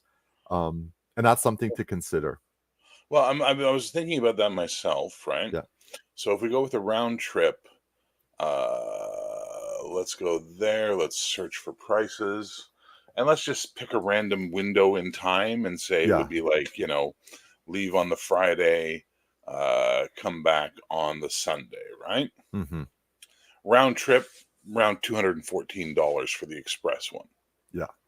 Right? Which is pretty good. Yeah. Oh, no, The only downside is it limits how much stock you can bring for the... I wouldn't be able to bring those 4 or 5 boxes of books like I did this year. I might be able to bring a bag, but that's no big deal. Well, it's life, Yeah, that's one of the problems with the train is that there is no baggage check anymore on the Quebec Windsor corridor. Yeah, you have to be able to carry it yourself on, but there's ways around that. I'm sure. Yeah, like Via goes to Georgetown. There's an Enterprise in town. You'd likely want a cab over. Yeah, for sure. Yeah, we'll have to see how far it is. And in any case, 1 or 2 people can get to it and then come back with the car to load everything up, so you don't need to. So let's say the dates are going to be roughly the same next year. I'm going to move my Magic Visa. Okay, so the Via calendar tanks out in September of 2025. So that'll give us an idea. Okay, so let's say it's going to be roughly the same kind of weekend. We'll do it in August just for fun.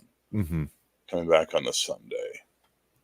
Yeah, it's about $110 after tax. It's going to be a little more, but there we go. Search for fares.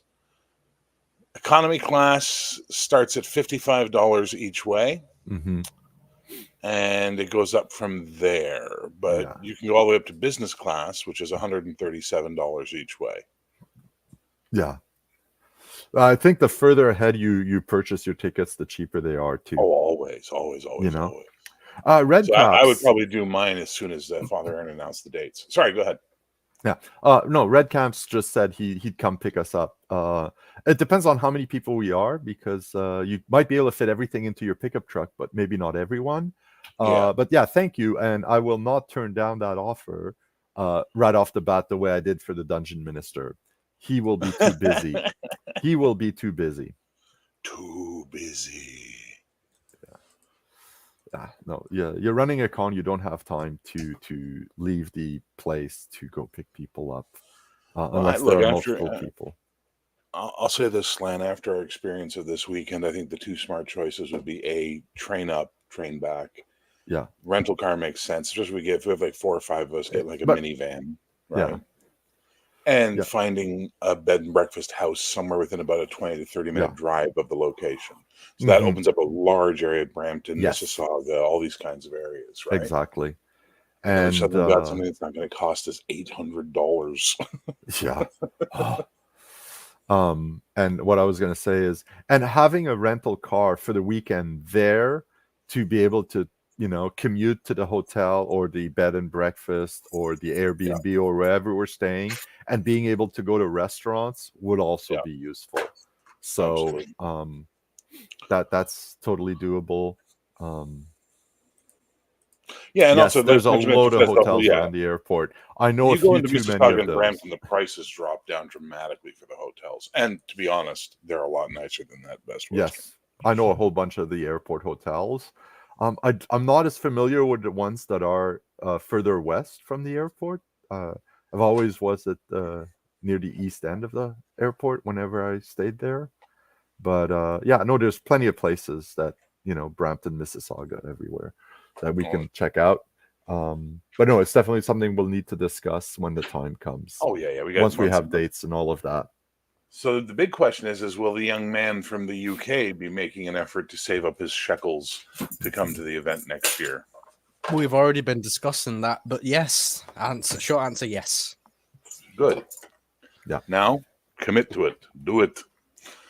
I figure if we can get Saxius to plan a vacation around the same time, that'd be pretty awesome. I know John wants to come back. Mm-hmm.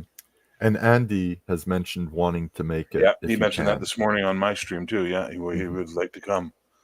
Yeah, and then I know some of the Americans are really sad. Like I know Cody wants to come for sure next year if he can afford it, and a couple of others. Well, I'll leave secrets so that way they don't, I guess they don't want to spoil any surprises or something. Yeah. So we'll see, because we might even decide, like, instead of renting a car, like renting a small van, so that we can be, 6 party 7 people. bus, yeah. No, not party bus, but No. if we're a whole bunch of people staying in the same hotel, it might be easier that way. I don't know. We'll see. I gotta check on my supper. I'll be right back. Yeah, no problem. No worries. Yeah, rent a school bus. Yeah. That's an idea. Yeah, well, I'm not driving a school bus. I'm not licensed for it. Yeah, seatbelt, street belt. Yeah, I love how kids taking a school bus have no seatbelts at all. At least that's what it used to be when I was a kid. I have no idea what it's like today. Last time I was in a school bus was about, I will say 20 years ago. On a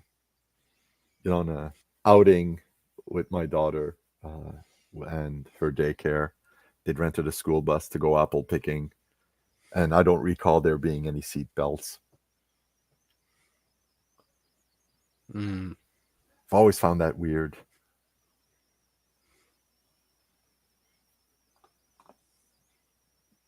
Yeah, indeed. Rather, and maybe a bit of an overkill to get from the church hall to the other place. I forgot what it's called, but it's like a 5-minute walk. We don't need half the convention in a bus to walk 5 minutes. Well, it looks like I'm the only one talking now. 2 people are muted. Yeah, that's possible.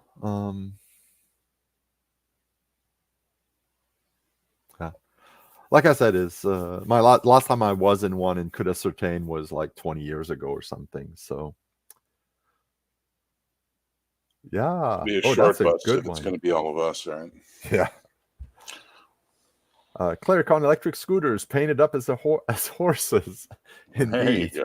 Give everyone a stick with a huge D20 at the end, like the knight. Yeah, but you know what, Dungeon Minister, for running out for dinner, if you picked like one of the multiple strip malls that have like 8 different food establishments in them, and just say, look, the shuttle bus at this time will go there, and you're, and be there for an hour while you go get your food and all that and do what you got to do, you're good. If you want anything else, you're on your own. You know what I mean? Just leave it at that. You don't have to cover everybody's choices for everything. But that said, Coco, are you coming next year? He did mention hoping to make it. Sorry. Listen, I'll tell you what my mom used to say, Coco, you can hope in one hand and poop in the other and see which piles up first, sir. Do you understand? You just say yes and you come. Come, Coco, come. Yeah. I think there was a conflict for Coco. He couldn't make it because of the dates. This year he couldn't. Yeah, this year I'm talking about. Yeah. I'm talking about next year. Commit now. Indeed. But no, I'm excited to go back. I had a lot of fun. You run a class show there, Father Aaron. It was a good time. Yeah. And as I said this morning on my stream, there were no How assholes. did your heroic game go? as I said this morning on my stream, there were no assholes. That was the point I was making before Iman exploded on me like a balloon. Sorry. It was weird, because he did this weird. How was your? It was like, wow, what the hell happened? Were you inflating? It was good. It was fun. We had a good time. It was really, really neat. It was chaotic, but it was fun. I will put a hard limit of numbers of people at the table on any games I run in the future. Are you listening? Well, how many did you have? I wound up having 7 in the end. We're supposed to have 8, but one couldn't make it. And so he got replaced, and then another had to go home early. So that left us with 7. Saxius. Greetings, Saxius. Oh, we were talking about logistics, and Saxius shows up. Yeah. Did you expect anything less? I don't know. Yeah. Yeah, what was the final count? Do we know what it was yet? How many people showed up for this event? What I heard was there were 55 people who had registered ahead of time, and some people showed up at the door, but I don't have that number. Maybe the Dungeon Minister has that off the top of his head, but it all depends on if his 3 brain cells are awake enough to talk to each other at this point. That's fair. I think Bear, you know how tired we feel. I think he feels even more tired. He'll be as tired as us tomorrow. Yeah, exactly. We're one day early. Yeah, we're because as tiring as attending a con is, running one is even more tiring. Absolutely, and the man didn't stop all day. Yeah, it was crazy. Yeah, 60 feels about right, and I agree with the Redcaps on that. Yeah, I got to go get Redcaps' channel. Mm-hmm.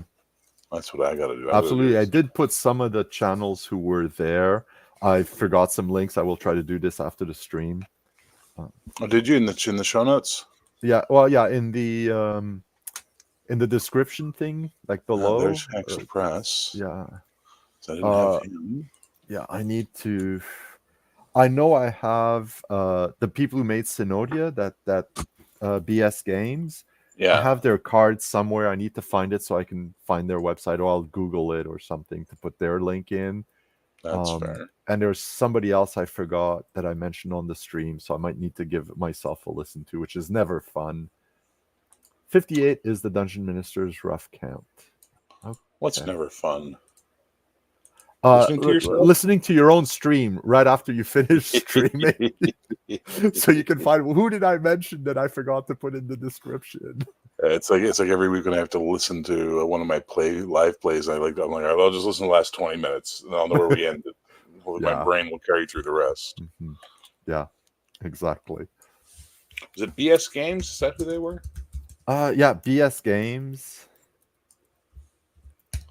Yeah, I'm doing a quick Google. See. Yeah, I found it. I will. Can I edit that? Let me see if I can add it in. As bsgames.ca. Yep. Hello, window. Where are you? Well, they do have a YouTube channel apparently. Oh. Because they put up some plays of their games, but I don't see it right now, so I'll worry about it another time.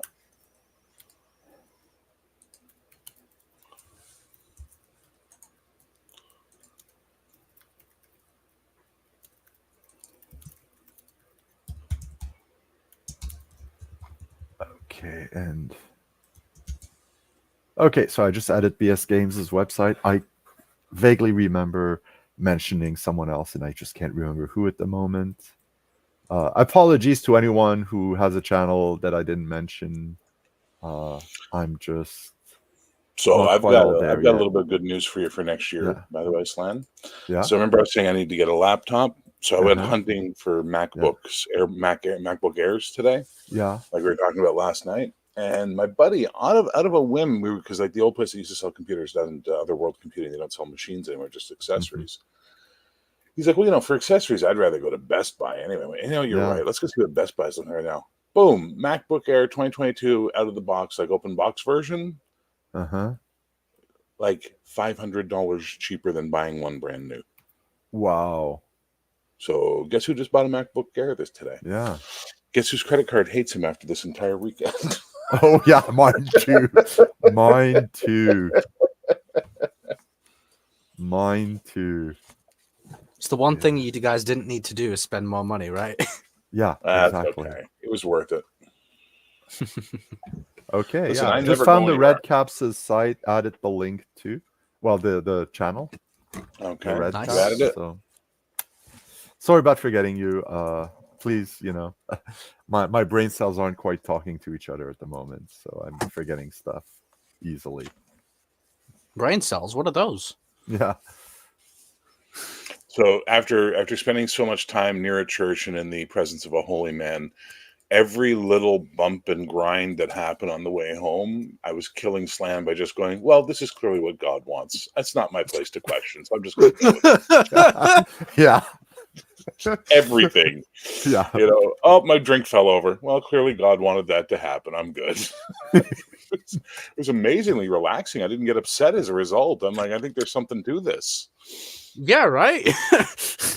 Take the wheel, Jesus appears to have a very good psychological effect on me. Yeah.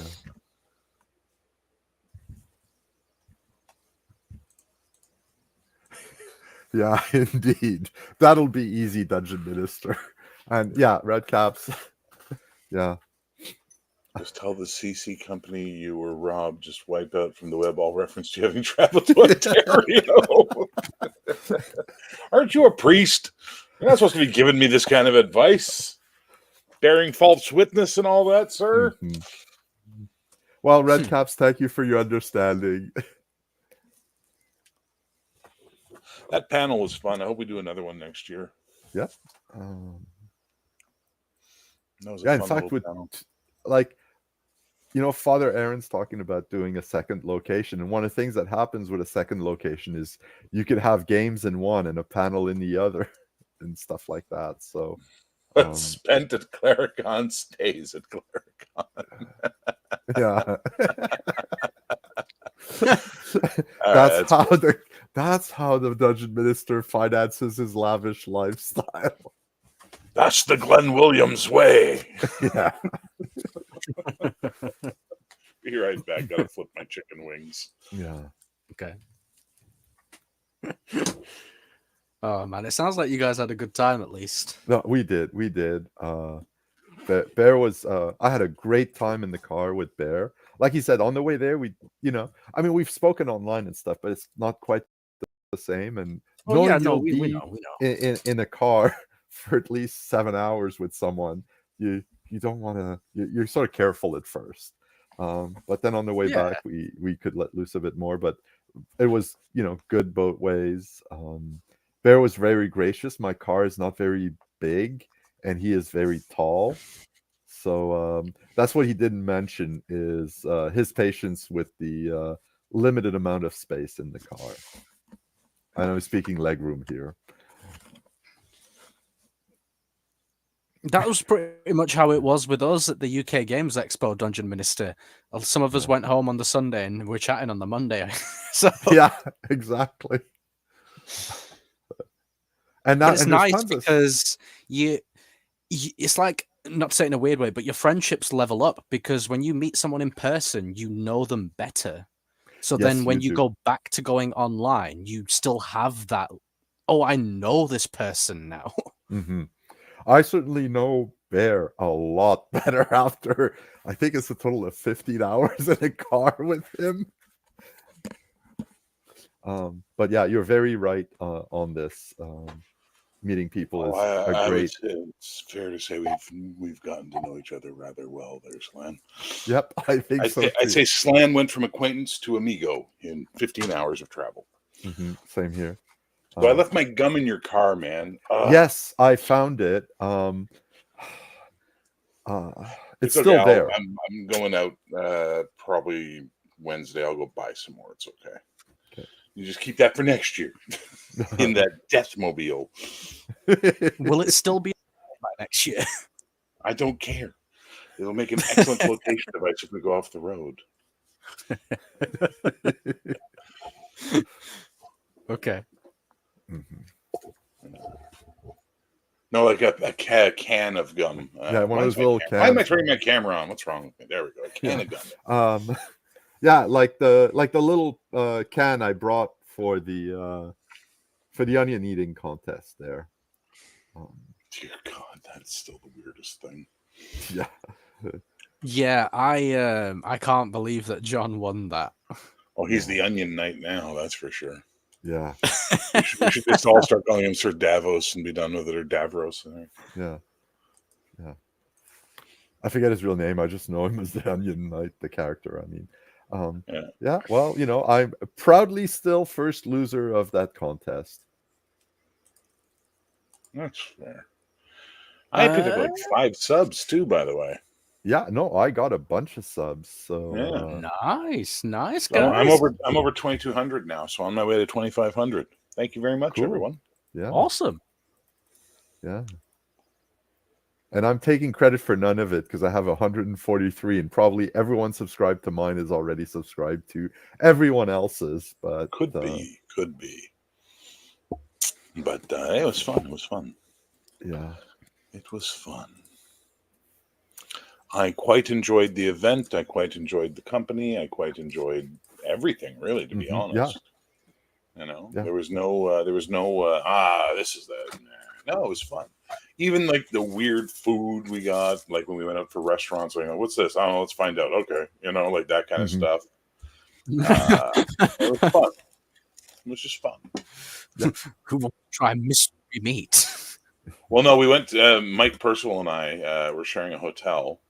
And Mike and I wound up going to this the first night because he couldn't eat anything on the menu, right, for the church dinner. Oh yeah. Mm-hmm. In his own self-confessed words, he eats like a 6-year-old. So he had found this burger place called Grind, which was pricey but good. The food was very good. The burgers were good. You know what I mean? So pretty happy about that. Mm-hmm. But it was, it was that. It was like an adventure of, well, do you think this will be any good? I don't know, let's go find out. So what did he order in the end then? Well, he wound up having a burger, and some fries, and I wound up having a burger and some onion rings. It was quite nice, but it was expensive. Oof. They're the kind of place that every add-on, like everything beyond the basic burger, is an extra charge. Oh yeah, right. You know what I mean? Yeah. That racks up the cost really quickly. And their charges were absurd. Like if you wanted bacon, it was $2.99 for. You want a leaf of salad? $1. Yeah. What's that? A slice of fake plastic cheese? $2. Yeah. So. But yeah, it was, I mean, I think the biggest complaint most people had is that they didn't have time to do everything they wanted and meet, hang out with everyone they wanted. And the Dungeon Minister has it right. I would almost say we needed some sort of like social mixer on the Friday night type of thing, Yeah. Not a dinner as such, but like more like a meet and greet with like maybe a buffet or something, like something fun. I've never run one of these things. I'm talking out my ass. I'll shut up now. Well, I've seen conventions do that, so it's not a nonsensical suggestion. Now it'd be really fun next year, Iman, if we got you and John and Malachi and Max Liao and Cody to come and then did a live Codex Albana game. The Codex Albana group at the table. That would be very good because then my internet wouldn't cut out.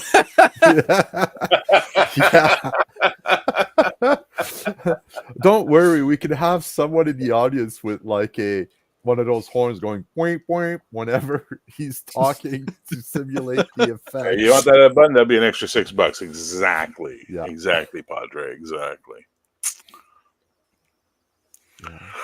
You like that joke, did you? No, but genuinely, this is one thing that I much prefer about being in person is that I can just talk to people. I don't have to wait for the delay. I don't have to wait for my internet to work. Yeah, just have someone in the audience will kidnap me. No. They just need to No. We have to go really quick. We have to take a picture of you sitting at the chair, okay? And then we have to run to like the print shop and print up a poster of it, and then every now and then just put the poster over you. So it's just you frozen. Pretend like I'm frozen. Yeah. to give that authentic online experience for the viewers. That's how you guys know me, just as a still frame, right?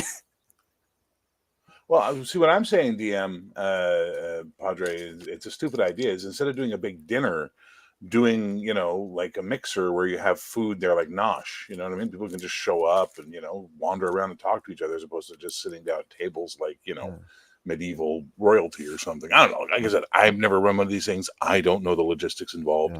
I am talking firmly between my cheeks. I will say that having the dinner makes it a lot easier for. I mean, you didn't sign up for the dinner.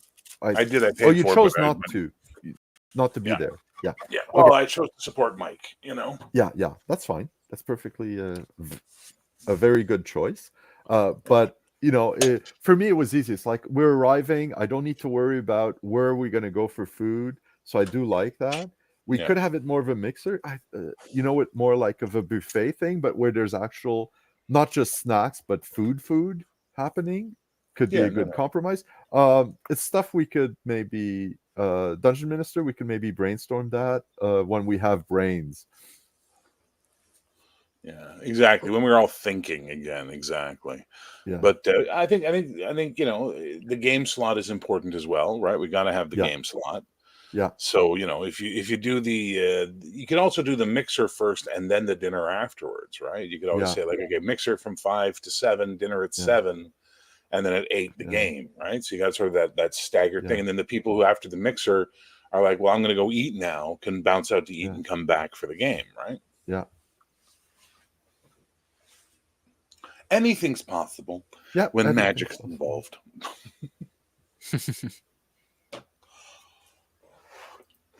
Yes, there is that fun walking around part, with some tables to sit down to eat, but then you can change places to talk as you talk with other people to go, and there's tons of options. There's tons of options. A liquor license. All right. So if you're going to get a liquor license, Father Aaron, I offer my services for security. Yeah. I fully throw my hat on the plate, or my hat on the table, to be head of the Paladin contingent for the CleriCon. Oh, for the love of God, do not let Devere in.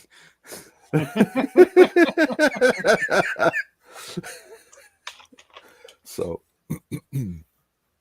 well, we'll see. I mean, Navri will be there, but Devere, no. He'll be out selling cloth. Yeah. Well, we need cloth for the sound dampening in the hall. So, he can actually be of use for once then. Yeah. Yeah. We can even get T-shirts made, Father Aaron, so that way we know who can help. But little things like making sure you have your first aid certification, things like that. So just in case something happens, because look, there's a lot of old dudes there. Yeah. Eventually, one of us is going to have an event. You know what I'm saying? Yeah. Oh, yeah. And right now, we were like, 58 was the count, if I recall. But if we're going to another hall and we're twice as many, there's going to be more people needed. There's going to need to be people at, both sides to sort of make sure everything's going well. And that if something happens, that, somebody's there who can deal with it, who's with the convention and whatnot. So we can't have the Dungeon Minister just jogging from one place to the other every few minutes, because no, it is what it is. I mean, look, you got to. Sounds like the only person trustworthy enough is yourself, Slan. I'm totally not trustworthy. We'll see what happened in Mage's Musings game. I bring chaos to the table at a level that just, it was unprecedented.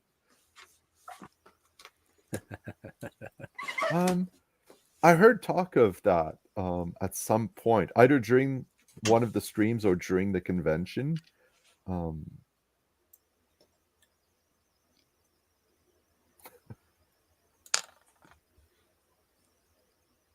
I'm sorry, what are we talking about? I've lost track. Redcaps was suggesting having a youth table for kids. That's actually a good idea, yeah. So Dungeon Minister had mentioned it earlier. Yeah. I remember talking about it. I remember him talking about it. I just couldn't remember if it was on one of his streams that he did during the con or in person at the con. Well, yeah, and you got his family there running games too. So you've already got like youth game masters too. Yeah. I know, putting me to shame. Well, we'll put you at the kids' table, Iman. Yeah.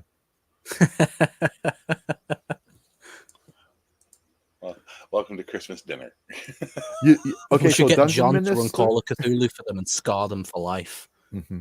No. No, I'm joking. Yeah.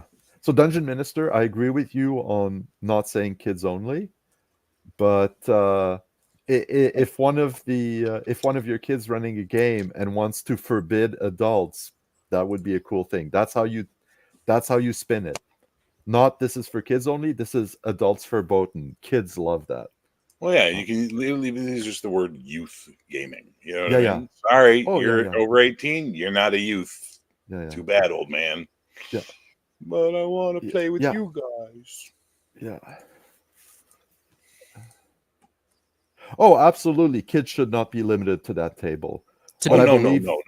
You know, absolutely not. They should not be limited to that table.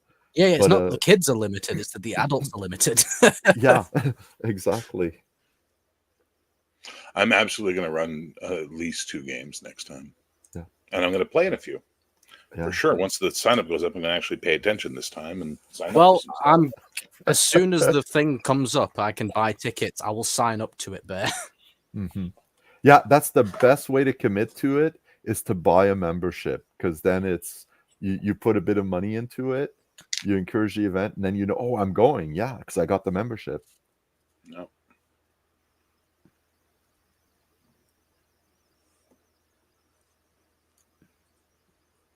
Don't worry, Bear. You will run a heroic game for me at some point. Yes, Yeah, this will happen. Yeah, I fully agree. Daytime games should not have anything that is so far out that you can't correct for a kid choosing your game. I will absolutely only run games after 8 p.m. so I can use all my big boards. No, I mean, you know, because I could have decided to make my game super bloody and violent if I wanted to, or not, on the fly. It wouldn't have changed anything, you know. You bump the all you ogre do on is the replace head. the goblins and blood with pinatas and candy, so you're fine. Yeah, there you go. Yeah. You don't even need to do that. You just say, you know, yeah. I said that earlier, Coco. I said if I manage to run a game within the next 12 months, then by the time it comes around to CleriCon next year, I might be able to have a spot to run a game there.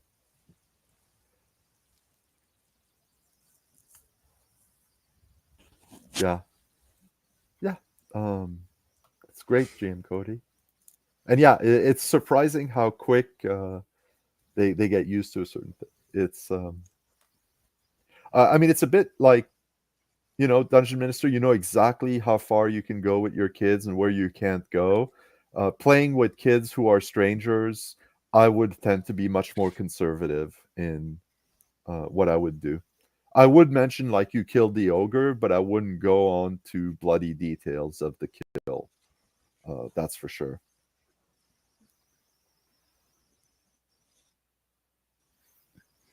All right. We're talking about the next convention, which is a bit early for the planning, but shows how enthusiastic I think a lot of people are about this convention. Including me, and I wasn't even there. Yeah. And I've been streaming for almost 2 hours now. I'm getting really hungry. Have to go start making supper. And yeah, you kill the ogre. It's Viserys spilling on the floor.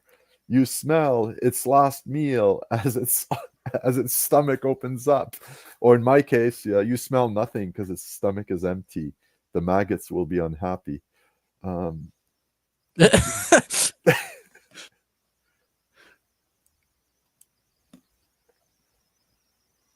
Oh, hey, Redcaps. If the kid brings it in, I'm fine with it. But it shouldn't be the adult being the first to bring it in. You know, it's the way you can gauge the audience is by what they describe, what actions they describe. Then you can go to that same level. True. Hey, Cody's here. Yeah. Yeah, Cody. Greetings. He says he would happily run a kids game. Was he here earlier? I came late. Leave me alone. Jesus. No, like right at the beginning. Yeah, he was right at the beginning. He was silent. I thought he left. But yeah, I was sleeping right at the beginning, so yeah, well, I was sleeping at the beginning of your stream, so that's fair. Yep. Oh, so you're even then. Yeah. No. Until I give him a limp for 3 days, we're not even. No, exactly. I just, dread that kick you described to me on the trip. That car was so tight. Dude, what happened? For anyone looking at us in the car, must have been giggling their ass off because I was like packed in like a peanut, man. I mean, I mentioned earlier, you were so gracious. Not anymore. I'm home now, man. No, yeah. No, but we will definitely try to find an alternative for transportation. Oh yeah, we'll figure it out. We'll figure it out. The problem with taking Via to George Williams, though, or to Georgetown, is that you're going to run into the layover at the Sound Union downtown. Yeah, at Union Station. Yeah, and it's the time it takes and all of that. Yeah, so I would rather not. I'd rather just go to Toronto and then proceed from Toronto, right? That makes sense. Yeah. You might be able, if you go to Toronto, grab the subway, go to the GO train and do that. Or can you grab the GO train from Union? I forget. Usually that's where the GO train station is. Okay. I'm not sure. The only time I've ever taken the GO train, I wasn't going all the way to downtown Toronto, so I'm not sure where. And it's been a long time. But yeah, it might be worthwhile to grab the GO train instead of the Via to do the rest of the trip. In terms of time, there might be less of a delay. Yeah. Oh, thank you, Redcaps, for the information. Yeah. This is all logistics we can figure out when we get closer to the game. The other thing, and I've done this for other conventions sometimes, is heading back home on the Monday means you had a decent night of sleep on the Sunday, and it gives you a bit more hangout time with those other folks who are doing the same thing or who are local. And so I just checked for fun. Montreal to Toronto, 5 hours, 32 minutes. Toronto so you get to Toronto at 14:18, so that's 2:18. Your train to Georgetown is at 5:40. Yeah. So you're literally sitting around the downtown 3 hours. You might as well grab the GO train then. Well, even then, you might as well just get a car and drive, right? Yeah, that too. You can get hopefully there's a rental place nearby you can grab a car. The train station. Yeah, there should be. But yeah, we'll figure it all out. Anyway, gentlemen, I got to go eat my supper. Thank you for having me on for a little bit. Everyone in the chat, nice to see you. Thank you for dropping by. My pleasure. Nice to see you, Straw Piglet. We'll see y'all later, guys. Yep. Cheers, Bear. Take it easy, mate. Cheers. Yeah, and I think I'm going to be calling it, everyone. Thank you so much for being here. Everyone who listened in, thank you, Bear, for dropping by. Iman, thank you for being here. If I recover quickly enough, I will have our next maze translated and ready to go in 2 weeks, and we can play it at our usual time. Excellent. All right. So again, thank you, everyone, and see you next time. Good night, everyone.